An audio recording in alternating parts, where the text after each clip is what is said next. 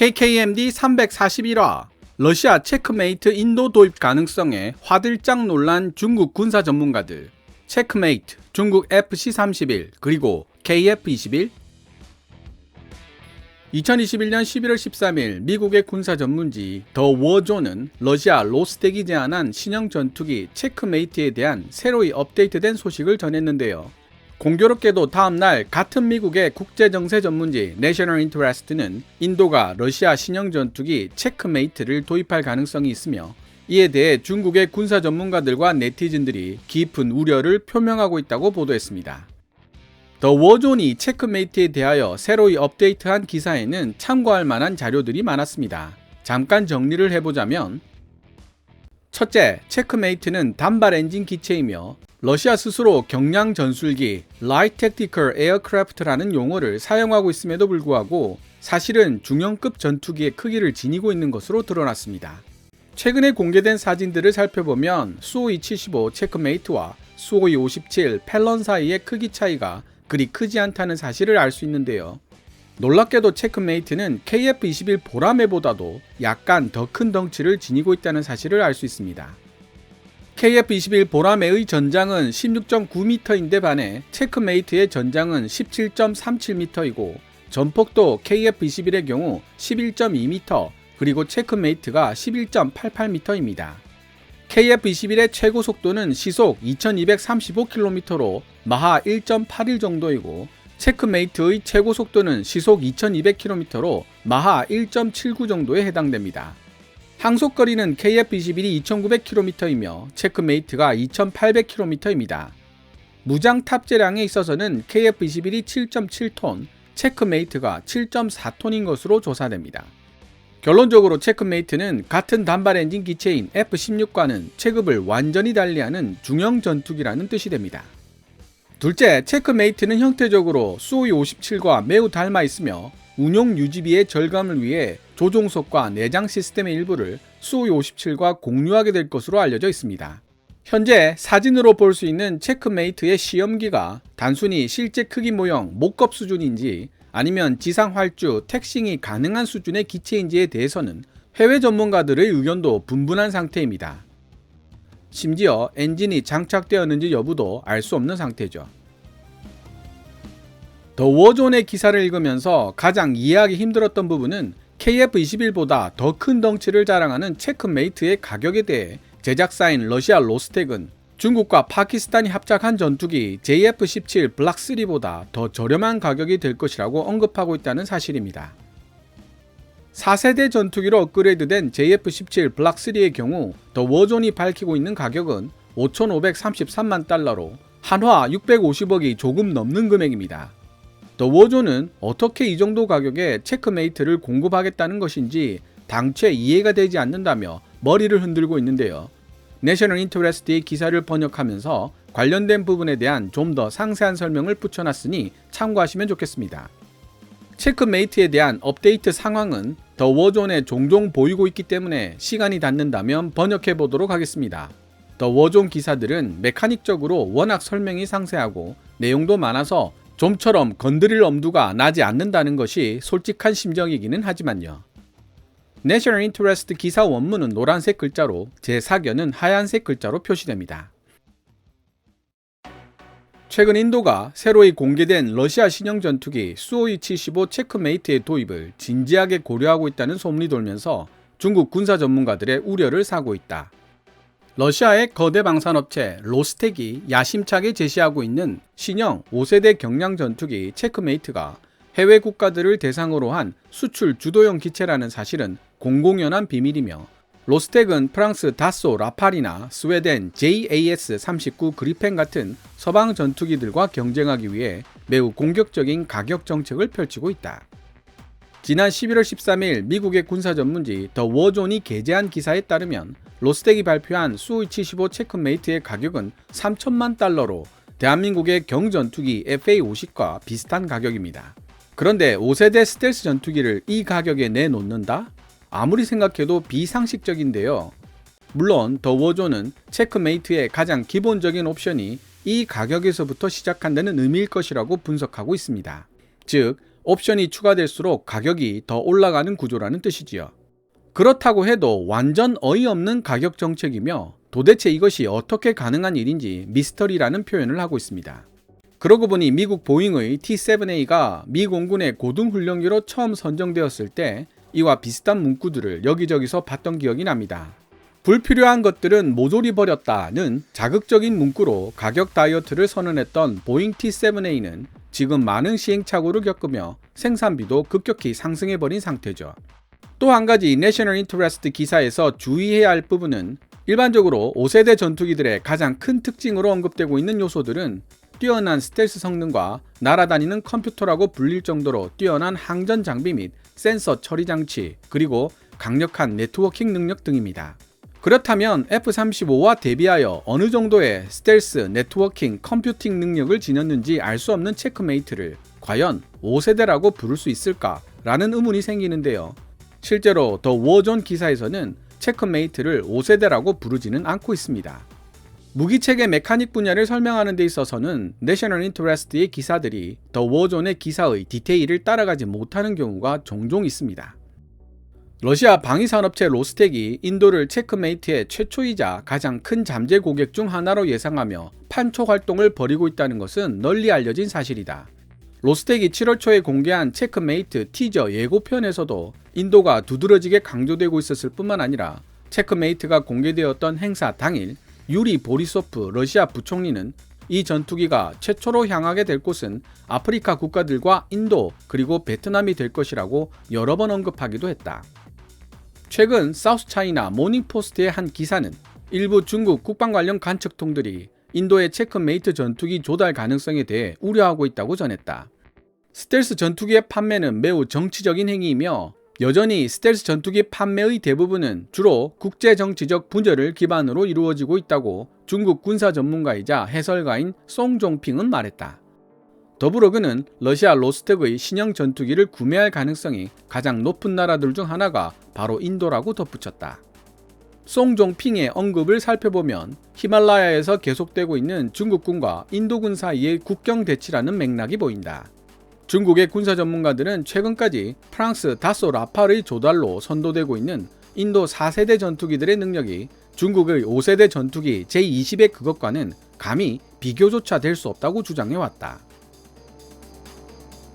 향후 중국과의 무력 충돌 가능성이 점점 현실화되고 있는 상황 속에서 인도 공군은 이에 대한 대응으로 급속히 현대화되고 있는 중국 인민해방군 공군과 정면으로 맞설 수 있는 능력을 지닌 차세대 전투기가 갖추어야 할 임무 요건을 제시해왔다. 올해 초 인도가 록히드 마틴의 5세대 스텔스 전투기 F-35 구매에 관심을 표명했다는 보도가 있었지만 실제 거래 회담은 성사되지 않은 것으로 보인다. 2010년대 인도는 러시아 5세대 전투기 수호이-57 팍파의 수출 파생형을 공동으로 개발하기 위해 FGFA 프로그램의 파트너로 참여한 적이 있었다. 하지만 인도의 고위 관료들이 수호이-57의 스텔스 성능과 항전 장치들에 대한 강한 우려를 표명했고 그 결과 인도는 2018년 해당 프로그램과 결별하게 되었다. 체크메이트는 결과적으로 수호이-57 팍파 공동개발 프로그램에서 튕겨져 나간 인도를 다시 충성 고객으로 되돌리려는 러시아가 시도하고 있는 가장 최근의 가장 강력한 위력을 가진 유인 수단으로 이해된다. 그럼에도 불구하고 체크메이트를 이용한 러시아의 마케팅 공세는 인도가 두 종류의 국산 전투기를 자체적으로 개발하고 있다는 뉴스로 인해 매우 복잡한 상황과 직면할 수 있는데 인도는 현재 테자스 마크2 개량 작업과 차세대 고등 중형 전투기 AMCA 개발 프로그램을 병행하여 진행하고 있다. 하지만 인도 정부는 전투기 조달 문제에 대해 자신들이 가지고 있는 패를 러시아에게 선뜻 보여줄 생각이 없는 듯하다. 현재까지 인도 정부가 러시아 체크메이트를 구매하기로 약속했다는 구체적인 징후는 없다. 러시아 전투기 체크메이트가 전장에서 중국 전투기를 상대로 피비린내 나는 혈투를 벌일 수도 있겠지만 세계 무기 시장에서 또다시 중국 전투기들과 만나 치열한 경쟁을 펼치게 될지도 모른다.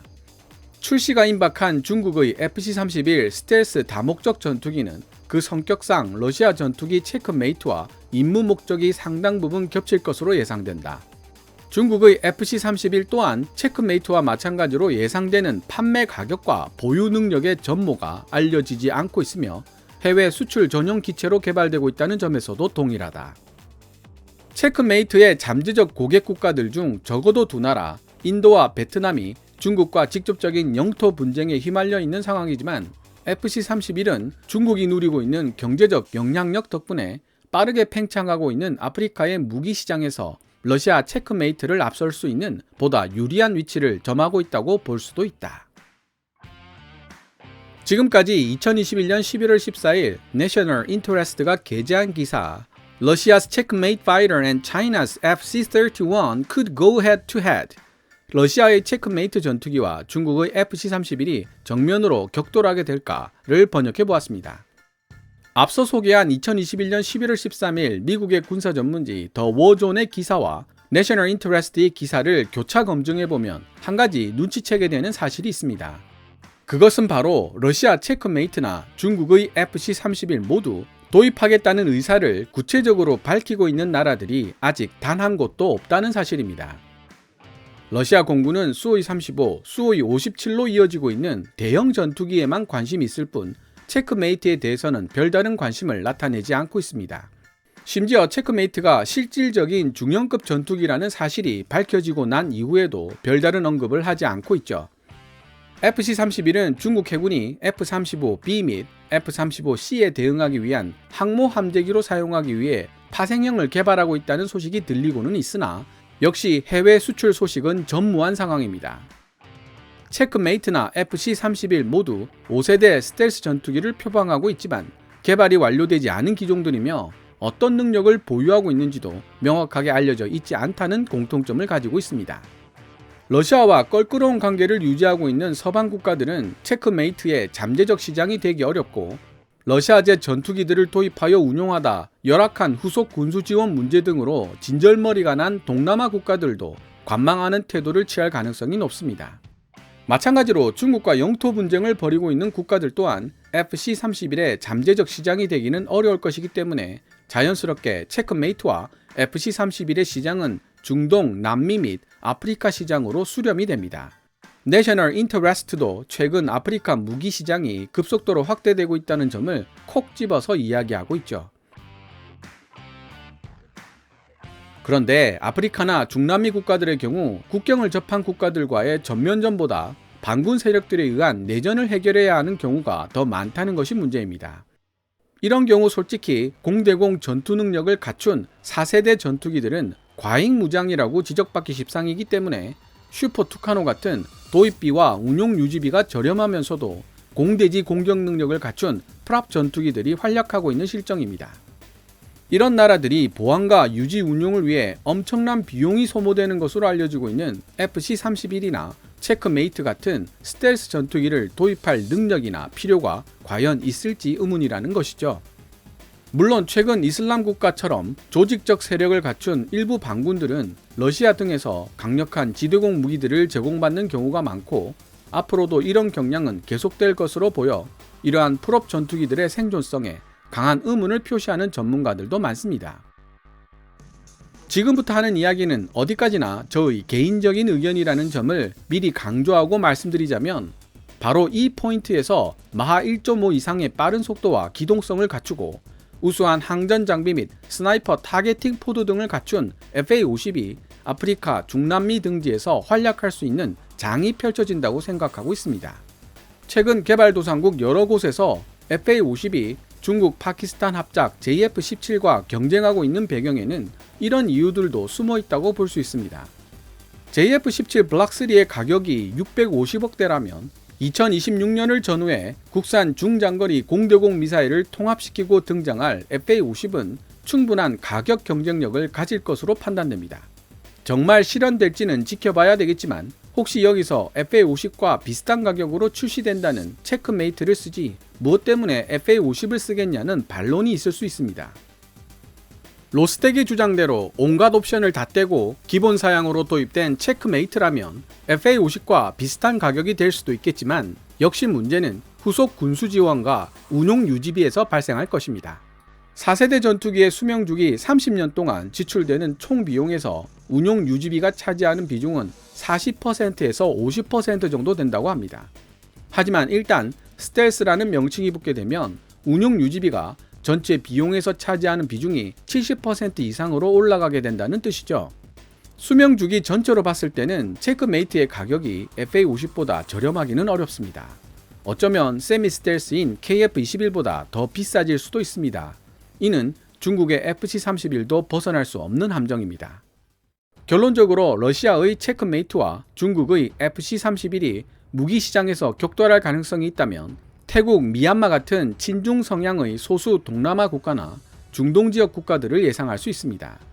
이 시장에서 KF21과 체크메이트 및 FC31이 격돌한다면 어떤 결과가 나올지 저도 예상하기는 어렵습니다.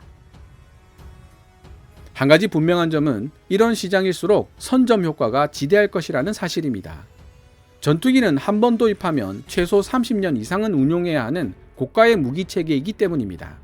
그런 점에서 인도네시아라는 해외 고객을 처음부터 안고 가는 것은 여러 면에서 유리하다는 분석이 나오는 것입니다. 어쩌면 인도네시아가 우리보다 먼저 KF-21을 실전 투입하게 될 가능성도 있습니다. FA-50이 필리핀에서 맹활약을 펼쳤던 것처럼 말이죠. 오늘 KKMD에서 준비한 내용은 여기까지입니다. 좋아요와 구독 신청은 제작자에게 큰 힘이 됩니다. 방송된 내용들은 KKMD 블로그에서도 읽어보실 수 있으며 후원 멤버로 가입해주시면 영상 제작 지원과 더불어 업로드된 영상을 더 일찍 만나보실 수 있습니다. 지금까지 시청해주셔서 감사합니다.